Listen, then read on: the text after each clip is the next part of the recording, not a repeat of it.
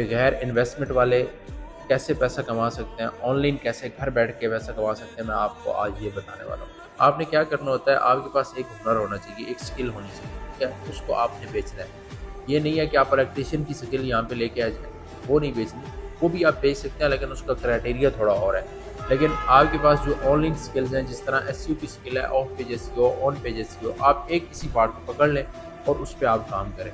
ये नहीं है कि कभी इधर भागे, कभी उधर भागे। हम जो है वो कोर्स करवाते हैं ऑफ पेज एसईओ का, वो हमारे यूट्यूब चैनल पे भी अपलोड है, ठीक है?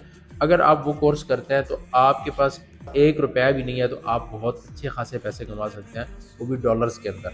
यानी आप डॉलर्स के अंदर अगर पैसा कमाना चाहते हैं, तो आपको पैसे की ज़रूरत नहीं है कि आपके पास पैसा होगा तो आप पैसे कमाएँगे। लेकिन आपके पास अगर हुनर है, आपके पास स्किल है, स्किल की बहुत ज़्यादा वैल्यू है। आप स्किल से बहुत ज़्यादा पैसा कमा सकते हैं। आप गेस्ट पोस्टिंग की स्किल सीखें, आप डिजिटल मार्केटिंग की स्किल